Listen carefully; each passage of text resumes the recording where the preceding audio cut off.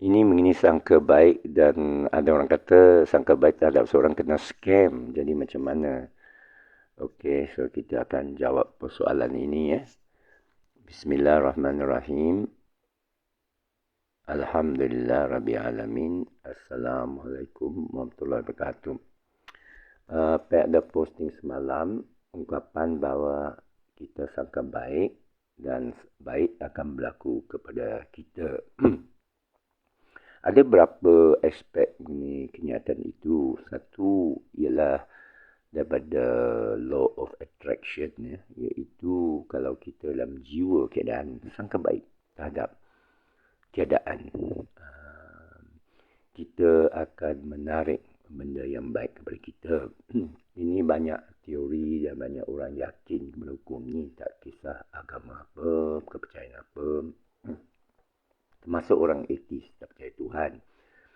Adapun dalam fahaman atau ikut Al-Quran, kita diajak sangka baik kepada sehingga makhluk. Kerana kalau kita kutuk makhluk atau sangka buruk, kita mengutuk Al-Khaliq. Juga salam subuh daripada Hong Kong di sini. Sudah subuh, sudah terang di laut. Subuh sini 4.50. Begitu. Jadi belum subuh di Malaysia. Jadi sangka baik adalah jiwa seorang pada firasat. Apakah yang kalau kita membaca ayat Allah lagi, Alhamdulillah Rabbil Alamin. Itu segala puji-puji bagi Allah, Tuhan semesta alam, dan diikuti dengan Ar-Rahmanir-Rahim. Jadi sebagai pencipta, Allah meletakkan sifat-sifatnya pada sebagai tanda-tanda. Kerana kalau kita baca ayat Quran, dia sentiasa akhir dengan contohnya innallaha alimun kabir, innallaha tawwabur rahim, menyifatkan kejadian atau af'al Allah. Tapi juga Allah meletakkan fa'ulu lima yurid, tapi apa yang dicipta itu ada asbab, ada hikmah. Wa ma kana nasu illa ummatun wahidah. Dulunya dijadikan seluruh manusia itu satu, kemudian dija'alnakum syu'uban wa qabailah, dijadikan pelbagai, dijadikan warna kulit, wajah, lidah, bahasa, nada, hujung jari, jadi kita boleh kenal satu sama lain. Li ta'arufu inna arhamakum innallahi ahqakum. Dan kita memilih sama ada nak bertakwa ke tidak, nak taat ke tidak, nak sedar ke tidak tentang Allah. Jadi bila kita sangka baik, dia satu keadaan boleh kata subjektif, iaitu payah untuk objektif. Kerana apa dalam pengalaman hidup ya, pelbagai perkara berlaku pada saya. Ada pada zahir nampak tak baik, tetapi ada hikmah. Kerana dia ikut keadaan hal bukan hal ehwal lah. Dalam bahasa Arab, hal ini bermakna keadaan jiwa kita. Dalam apa jua keadaan, Allah suruh kita sabar atau bersyukur, ya. Dan Allah menyediakan sedikit yang bersyukur. Dan dalam surah Wal-As diakhiri dengan ayat bisabar, wa tawassaw bil haqq wa tawassaw bis sabr. Bermakna kita menegur atau watawa saubil, kena tafsir benda tu ya. Apakah menegur saja, tetapi dia gunakan istilah bil haq, dengan kebenaran ya. Itu jiwa orang yang allazina amanu wa amilus solihat wa tawassaw bil haq wa tawassaw bis sabr. Dia tidak akan rugi. Jadi kalau kena scam itu yang orang rugilah. Jadi sekarang kita tanya soalan, kenapa kita boleh kena scam? Selalunya di keadaan jiwa kita, kita tamak, kita tertarik kepada kebendaan, kita tertarik kepada penipuan orang. Kalau ada orang cakap, macam saya beritahu kenapa Apek boleh menolak rasuah, tawaran jutaan ringgit. Kerana pada keadaan itu dia tak baik. Ya? Dia tak baik. Dia menawarkan saya untuk menipu. Dia kata kalau awak dapat RM1, mereka dapat RM3, mereka naikkan harga. Ini berlaku di Terengganu. Berapa tahun dulu kan, bukan saya nak laporkan SPRM, saya tegur kawan-kawan tersebut dan saya beritahu ini tanpa sebut nama untuk supaya kawan-kawan saya itu sedar. Tetapi sedihnya kebanyakan kawan-kawan saya yang berdealing, yang berurusan dengan pihak tertentu berkuasa, walaupun nama haji, walaupun pegang tasbih, pakai serban, sentiasa selawat, tapi bagi mereka rasuah pecah amanah itu macam minum teh tarik saja di kedai mamak ini. Anda sepatut mengalami kalau berurusan. Jadi banyak kisah begini itu. Tapi jijik pada diri dan menarik diri itu sebahagian dari sangka baik. Kerana sangka baik tentang rezeki Allah. Sangka baik bahawa Allah berikan rezeki yang lebih baik, yang halal, yang bersih, yang tidak perlu subahat. Ya, jadi orang mungkin silap sangka terhadap apa yang maksud dengan sangka baik.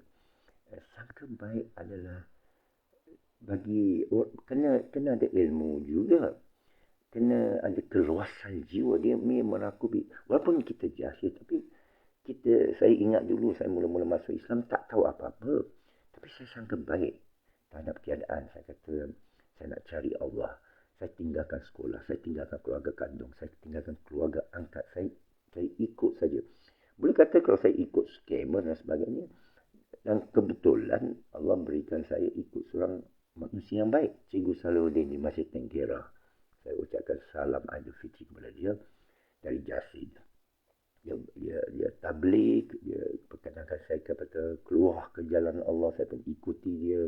Dan dia pun mendidik saya hari-hari pertama awal saya memeluk Islam tentang kesucian jiwa, tidak pandang pada dunia, biar dunia mengejar kita. Dia macam bayang-bayang ikut hadis Sayyidina Ali bin Abi Talib karamallahu wajhah, dan pun ambil keputusan untuk mencari ilmu Allah.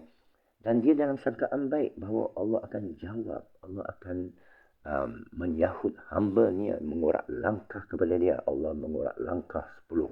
Itu hadis sahih dikumpul oleh Imam Nawawi, hadis 40. Iaitu kalau kita berjalan kepadanya, dia akan lari kepada kita. Ya. Jadi kita menghampiri Allah, Allah lagi menghampiri kita. Ya. Itu mendorong dia dalam keadaan sangka baik, kerana akan sangka bahawa baik akan berlaku. Skamer yang pertama saya jumpa memang seorang yang isteri dia pakai purda, dia pakai serban dan dia sentiasa ajak mari kita pernah pergi Qiyamul Lail, mari kita pergi jenderang, mari kita. Ya, lepas itu dia ada menipu berapa sahabat teman. Cuba dengan saya, tapi Allah tak izinkan.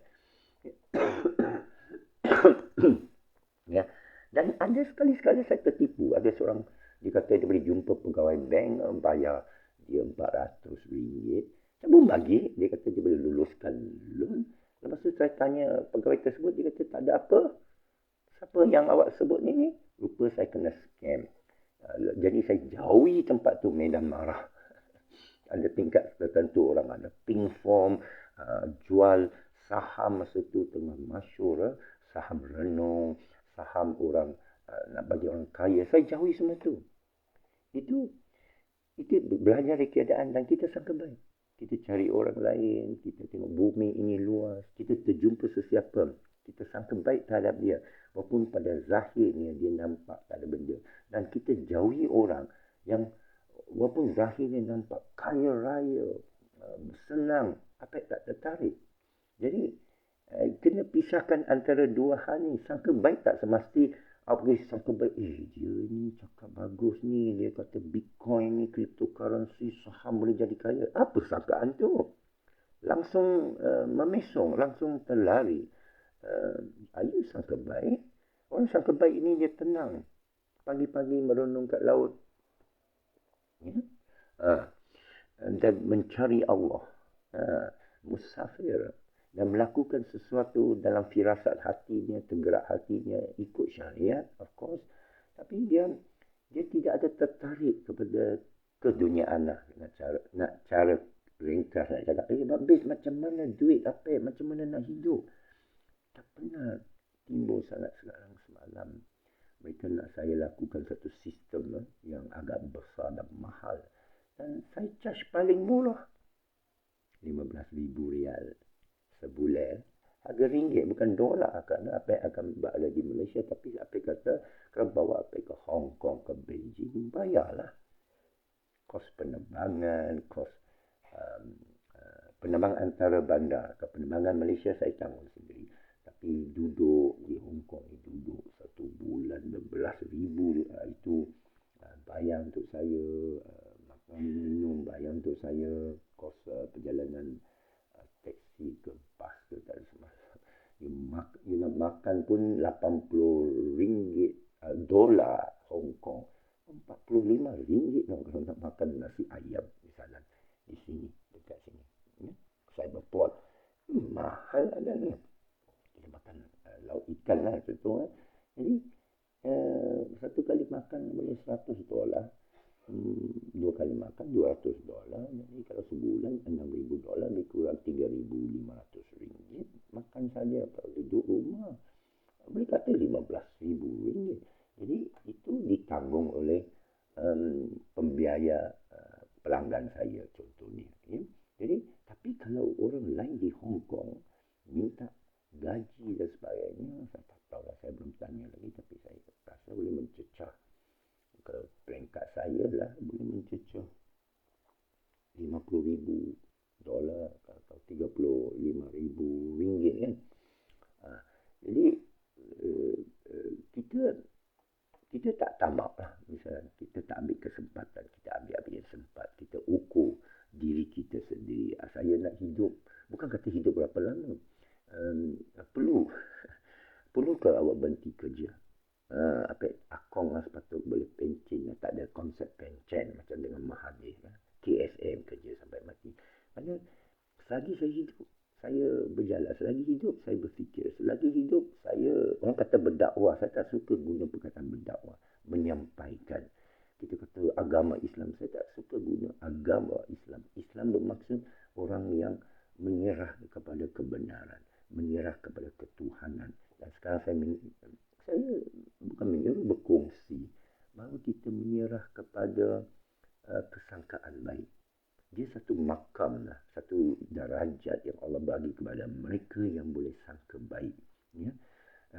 Sangka baik ini mendalam. Ya? Jadi bila orang keluar statement, saya sangka baik terhadap seorang akhir dia scam saya.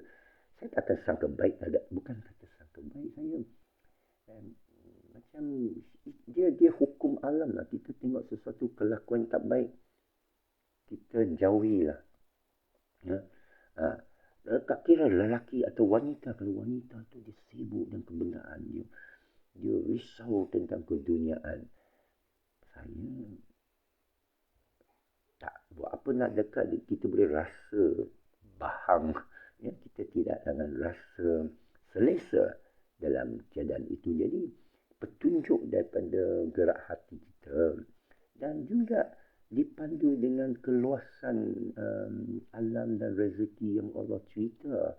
Contoh, وَمَنْ يَتَّقِ اللَّهَ يَجْعَلْ لَهُ مَخْرَجًا وَيَرْزُقْهُ مِنْ حَيْثُ لَا يَحْتَسِبُ. Alhamdulillah.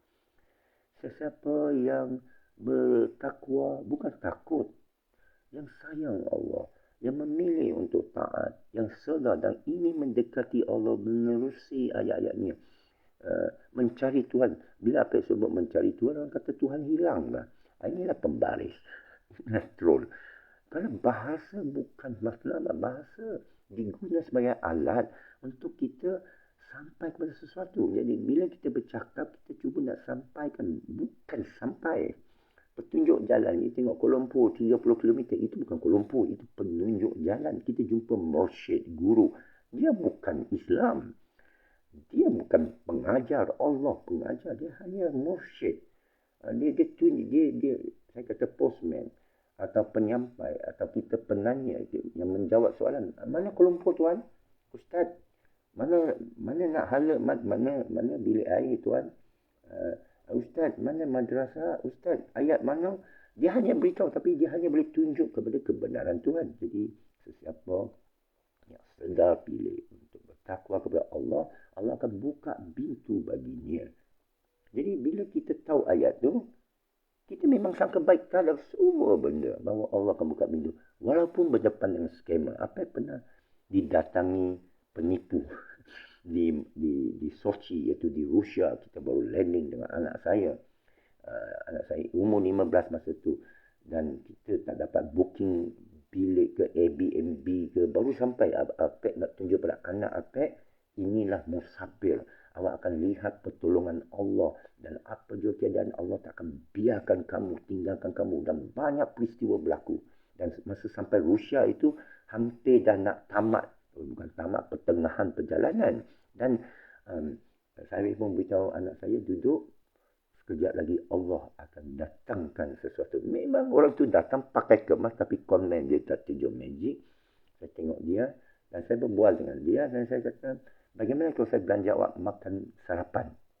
Boleh tak awak tunjuk saya sekeliling bandar ini dan tempat untuk menginap? Dia setuju. Dan saya belanja dia makan. Dan lepas dia cuba nak minta lagi duit dari saya. Saya tak bagi. Saya kata saya setuju belanja makan saya. Dan saya tolong dia sedikit. Dan dia bawa saya kepada satu tempat menginap yang kecil. Tapi yang baik. Orang yang baik. Dan orang dia beritahu saya tentang orang ini. Ya. Tapi saya berkawan dengan dia. Dia pernah lepas tu email dengan saya 1-2 kali. Saya cuba ubah seorang scammer. Saya beritahu anda boleh cari hidup yang lebih baik. Rezeki paling baik. Jadi lepas tu tak ada berhubung dah lama lah bertahun. Tapi kalau saya terjumpa dia balik sebagai kawan. Kan kita jumpa penipu. Perompak pun. Pernah seorang pencuri masuk rumah abang kat saya. Yang Kelantan ni di PJ. Dah berlaku. Dan orang lain cerita. Pencuri tu masuk. Abang kat saya ajak dia duduk dulu. Minum. Dia pun raikan pencuri. Ini satu kisah, satu hadis pun ada lah. Pencuri pun bengong kan. Ini dalam hadis. Tapi abang kat saya begitu. Jiwa besar dia sangka baik. Oh, minum dulu dia. Saya bagi duit. RM10, RM20, RM100 dia ada duit. Bagi, tapi dia ada duduk dulu. Dia tanya. Kenapa nak mencuri adik? Why must you be a robber? Why must you be a thief? Orang nak ajak apa? Oh, ini boleh jadi kaya cepat. Saya kata, kenapa nak kaya cepat? Ini boleh nasib baik yang saya boleh tilik nasib kamu. Kenapa saya nak tahu nasib baik hidup saya? Kerana ia dalam tangan Allah. Allah akan buka pintu bagi saya. Jadi tak tahu hikmah. Kita jumpa seseorang akan bawa kepada sesuatu yang lebih baik. Itu sebab saya anjurkan dan ada kepada diri saya. Bila setiap kali bersafir, jangan lupa berdoa. Jangan lupa meminta kepada Allah. Allah, perjalanan ini, hari ini, bawa saya berkeadaan baik. Tunjuk saya orang baik ke, keadaan baik ke, bagi kesedaran yang baik bagi saya. Dan kita sentiasa minta petunjuk. Kita solat istikharah kan. Sentiasa minta petunjuk Allah. Berilah saya jalan keluar. Atau, awak susah ke? Kenapa minta jalan keluar ni? Semua dah buka ni, apa nak keluar-keluar sangat? Ya, sangka baik. Sekian. Assalamualaikum warahmatullahi wabarakatuh.